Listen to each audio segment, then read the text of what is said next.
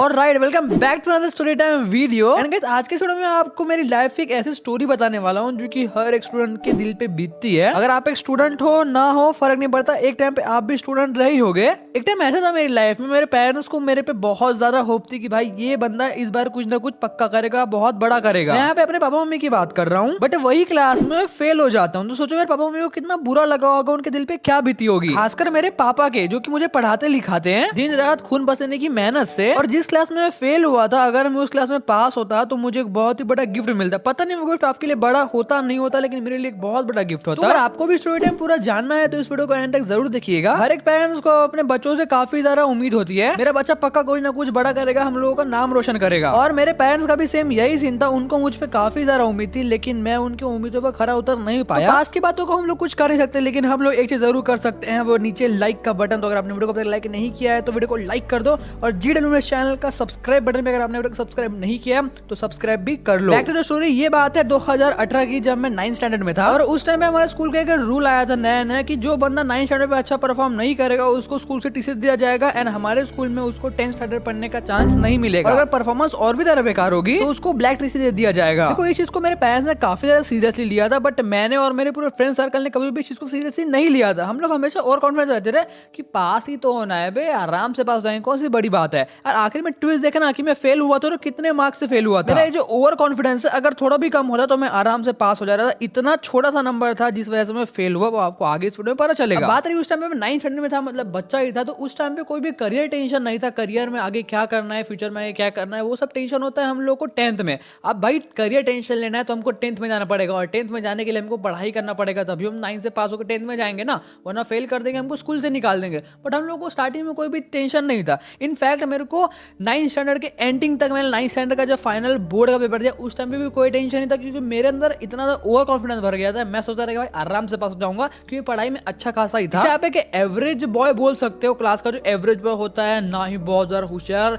ना ही बहुत ज्यादा ही डब्बू, एक एवरेज बंदा था मैं। लेकिन उसी के साथ साथ एक शाय बॉय भी था, मतलब शर्मीला लड़का, जिस वजह से क्लास में खड़े होकर मैं आंसर दे नहीं पाता था। कोई भी मैम पूछ रही थी, मुझे डर लगता था कि अगर गलती से मेरा आंसर गलत हो गया तो लोग हंसेंगे। और मैं कभी ये नहीं सोचता कि अगर गलती से मेरा आंसर सही हो गया तो भाई लोग तालियां भी तो बजाएंगे, बट मैं हमेशा डर को सोचता रहा कि भाई गलत हो जाएगा, क्योंकि मेरे अंदर इस मामले में कॉन्फिडेंस था ही नहीं बिल्कुल। एक मामले में कॉन्फिडेंस, ओवर कॉन्फिडेंस था, और एक मामले में कॉन्फिडेंस बिल्कुल ही नहीं था। इस वजह से उन लोगों में से एक में मैं काउंट हो रहा था पूरे क्लास में, जो कि टारगेटेड टीचर्स के लिस्ट में कहलाते थे। मतलब ऐसे कुछ बच्चे जो कि टीचर्स के लिस्ट में टारगेटेड रहते थे कि ये बंदा पढ़ाई नहीं करता है। ये सब चीजें फर्क नहीं पड़ने वाला था, क्योंकि मेरा पेपर में परफॉर्मेंस अच्छा खासा आ जाता था। अब उस टाइम पे जब मैं 9th स्टैंडर्ड में था, मेरे घर में एक 2 व्हीलर थी, बाइक, एंड वो पापा यूज करते थे। उनका जो काम धाम करते हैं भाई, तो काम में जाने के लिए तो होना ही ना उनको गाड़ी, वो मेरे को थोड़ा ना दे देंगे। तो पापा और मेरे बीच एक सौदा हुआ था कि अगर मैं 9th स्टैंडर्ड पास करूंगा तो मुझे स्कूटी दिला दे, क्योंकि भाई मेरे को बाइक चलाने में काफी ज्यादा बोरिंग सा लगता था, बार बार गियर ऊपर नीचे करो। तो इस वजह से मुझे स्कूटी चाहिए था। पता नहीं उस टाइम मुझे स्कूटी का क्या नशा था, अभी फिर से मुझे बाइक का नशा हो चुका है,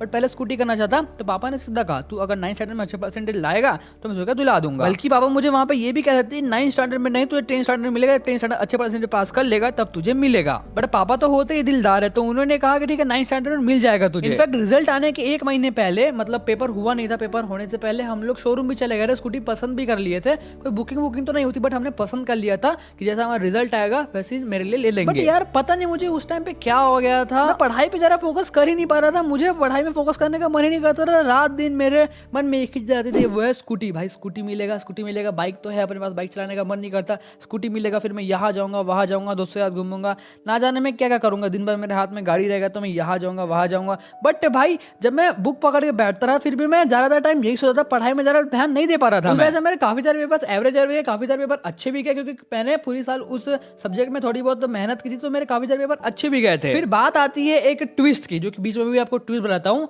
15 दिन बाद हम लोगों को, जैसा हमारा सपोज मान के चलते हैं कि 1 दिसंबर, जैसे हुआ तो नहीं था, मैं आपको एग्जांपल दे रहा हूँ, 1 दिसंबर को मेरा पेपर खत्म हुआ, तो उसके 15 दिन बाद, मतलब 15 दिसंबर को रिजल्ट रहेगा। लेकिन उसके बीच में 7 दिन बाद, जैसे 1 तारीख को मेरा पेपर खत्म हुआ, तो 7 दिन बाद पेपर वेरिफिकेशन होगा। समझ रहे हो मैं आपको कहने की कोशिश क्या कर रहा हूँ, होप्स हो कि आप समझ रहे हो कि पेपर वेरिफिकेशन मतलब ये होता है कि आपने जितना पेपर लिखा, टीचर ने चेक किया पेपर, तो आके चेक करो कि टीचर ने कहीं पे गलती तो नहीं की है, कहीं पे टीचर ने ऐसा तो नहीं कि भाई आपको मार्क्स ज्यादा मिल रहे हैं, कहीं पे आपको कम मार्क्स दे दिया है। इसके कहते हैं पेपर वेरिफिकेशन। भाई अपना पेपर चेक करिए। मैं काफी डरता रहा पेपर वेरिफिकेशन नाम से, मैं कभी भी घर वालों को बताता नहीं था कि पेपर वेरिफिकेशन है, चलो पेपर देखने जाएंगे, क्योंकि मेरे को बहुत बहुत ज्यादा डर लगता था। डायरेक्ट मैं उनको रिजल्ट में लेके गया। अब ट्विस्ट देखना, पापा को लेके नहीं गया, पापा को कहा पापा आप जाओ, मम्मी और मैं चले जाएंगे। तो कहीं ना कहीं मुझे कम मार्क्स भी आता, मैंने कभी ये नहीं सोचा कि मैं फेल हो जाऊंगा।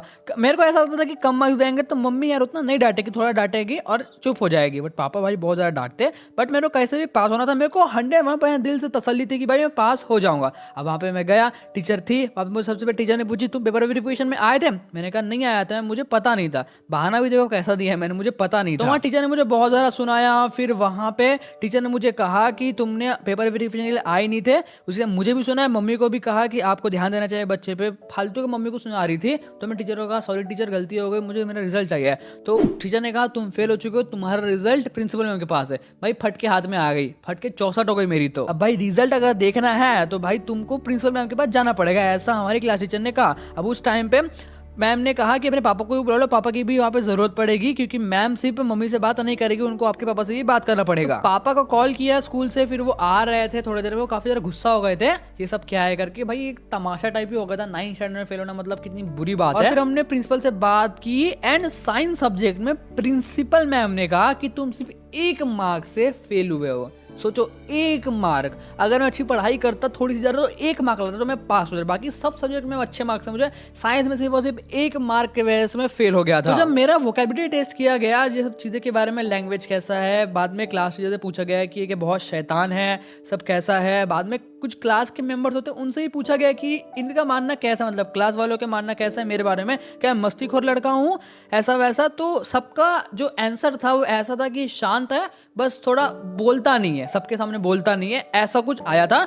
तो मैम ने, प्रिंसिपल मैम है, उन्होंने मुझे प्रमोट कर दिया 1 मार्क के लिए। मुझे वरना री एग्जाम देना पड़ा था, जो भी बंदे फेल हुए थे उनको री एग्जाम देना था, ठीक है, री एग्जाम। बट मुझे री एग्जाम देना नहीं पड़ा। प्रिंसिपल मैम ने कहा कि तुम अच्छे लड़के हो, पढ़ाई लिखाई में ध्यान दो, मैं तुमको प्रमोट करती हूँ। फिर उसके बाद डायरेक्ट में 10th स्टैंडर्ड में पहुंच गया, मुझे री एग्जाम देने की भी जरूरत नहीं पड़ी। उस दिन ऐसा फंडा हुआ था, मतलब जो मेरा बिहेवियर है स्कूल में उसने मुझे बचा लिया। अब ऐसा तो नहीं कि भाई अब इतना लड़की हूँ कि मैं घर जाए कुछ सुनूंगा नहीं, घर में मुझे बहुत ज्यादा सुना है, पापा ने, मम्मी ने भी सुनाया। बट पापा की बातें मेरे को याद है बहुत अच्छे से, पता नहीं पापा की हर एक चीज मुझे याद रहती है। एवरेज एंड ऑल भाई सब हैप्पी एंडिंग तो हो गया था, बट कहीं ना कहीं दिल पे एक जो चोट होती है ना, गाइस चोट, वो है कि भाई 9th स्टैंडर्ड में 1 मार्क्स से फेल हो गया। अब वो 1 मार्क हमेशा मुझे भाई याद दिलाता कि थोड़ी सी अगर पढ़ाई कर लेता ना तो आज तेरे पापा उस दिन खुश रहते। बट उसके बाद जब 10th स्टैंडर्ड आया तो स्टार्टिंग में मेरा परफॉर्मेंस कुछ खास नहीं था, मेरा ध्यान कहीं और था।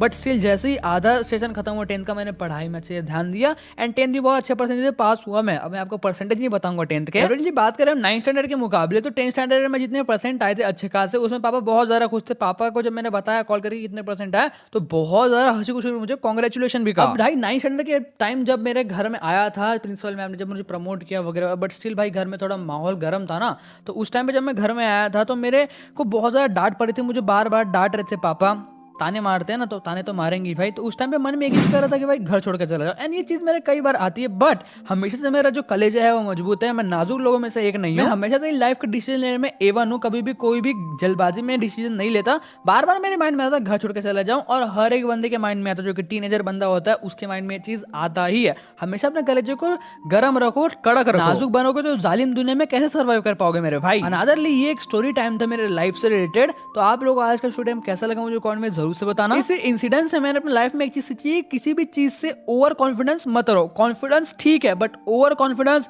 भाई आपको ले डूबेगा। और इसी ओवर कॉन्फिडेंस ने मुझे 1 मार्क से फेल करवा दिया, एंड उस 1 मार्क ने मुझे लाइफ का बहुत बड़ा लेसन सिखाया। वीडियो पसंद आया हो तो वीडियो को लाइक कर देना, और चैनल पे नए हो तो जीडब्ल्यू चैनल को सब्सक्राइब करना मत भूलना। ऐसी इंटरेस्टिंग वीडियो आपको इस चैनल पे मिलते रहेगी। मिलता हूं हमसे नेक्स्ट वीडियो में। Peace out, thanks for watching.